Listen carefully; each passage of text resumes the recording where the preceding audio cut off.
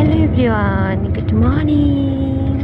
Finally শ্রীরামচন্দ্রনগরী অযোধ্যা নগরীতে এসে পৌঁছে গেছি। প্রচণ্ড রৌদ্র ছিল, প্রচণ্ড গরম, এতটাই গরম মানে কল্পনার বাইরে। তো আমরা কিন্তু ফার্স্টে চলে গেছি হোটেলে, একটা হোটেল বুক করে নিয়েছি। ঘড়িতে এখনই দুপুর 12টা বাজে। গতকাল রাতে 12টার সময় উঠেছিলাম বাসে, আজ দুপুর 12টায় এসে নেমেছি। তো এখন দেখো হোটেল বুক করে রুমে চলে বসেছি। আর ভাই দিদি তারা তো এখনও আসেনি, ওদের আস্তে আস্তে দুপুর ওই 3টে সাড়ে 3টার মতো বেজে যাবে। তো রুমে কিন্তু লাগেজপত্র রেখে এখন চলে যাচ্ছি স্নান করব নদীতে। আর এত গরম মানে আমার বয়সে আমাদের ত্রিপুরাতে এরকম গরম আমি কখনো দেখিনি। সত্যি বাইরে এতটা গরম মানে বলার বাইরে। তো চলে এসেছি ফাইনালি ঘাটে। আর ভিউটা জাস্ট অসাধারণ ছিল, মানে দেখার মতো। কিন্তু কষ্ট পেয়েছি প্রচণ্ড এই রৌদ্রে। বিশ্বাস করবে না তোমরা যে এখানে কিন্তু আমরা প্রায় আধ ঘন্টার মতো ছিলাম। এত শরীর খারাপ হয়ে গেছে আধ ঘন্টার মধ্যে।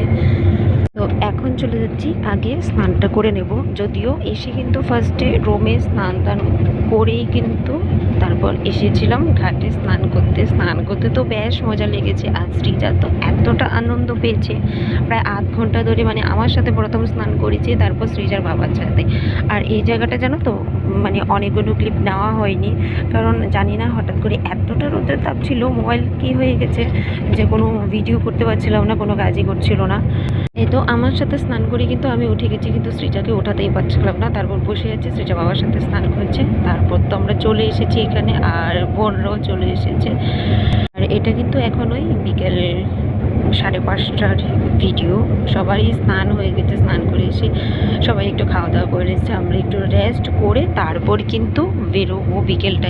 যেহেতু এখানে প্রচণ্ড গরম ছিল আর আমাদের হাতে একটু সময়ও ছিল বলে আমরা প্ল্যান করেছি যে সন্ধেবেলায় বেরোবো। এই তো রেডি হয়ে এখন কিন্তু আমরা ফার্স্টে চলে যাব হনুমান মন্দিরে, তারপর রাম মন্দিরে আসবো। আর এত তাড়াহুড়োর মধ্যে ছিলাম, কিন্তু আজ মানে কোনো ফটোই তোলা হয়নি, সেটা ভীষণ খারাপ লাগছে। জাস্ট ভিডিওগুলি তোমরা দেখতে পাবে, ভালো করে কোনো ফটো তোলা হয়নি। আর আমরা সবাই এক রকমের ড্রেসই পরেছি, ইয়েলো কালার।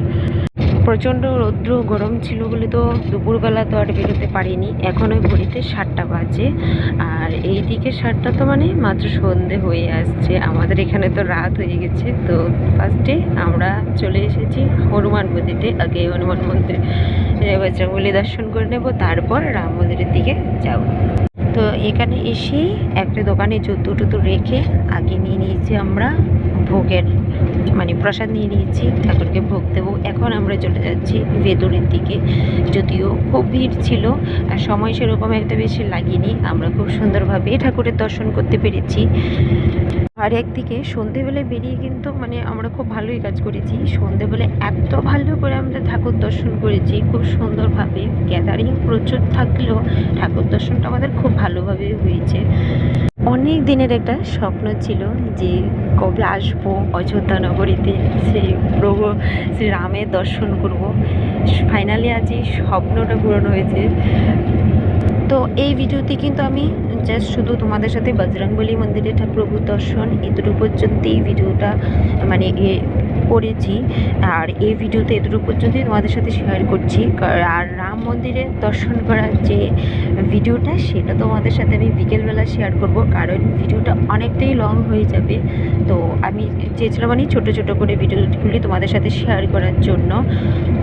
তো এই পর্যন্ত ভিডিওটা তোমাদের কেমন লেগেছে কমেন্ট করে কিন্তু অবশ্যই জানাবে। আর হ্যাঁ, প্রভু শ্রীরামের দর্শন কিভাবে করেছি সেই ভিডিওটা কিন্তু তোমরা ঠিক বিকেলবেলা পেয়ে যাবে। এই তো বজরংবলী দর্শন করি কিন্তু আমরা প্রভু শ্রীরামের উদ্দেশ্যে বেরিয়ে পড়েছি। দেখা হচ্ছে তোমাদের সাথে বিকেলবেলা।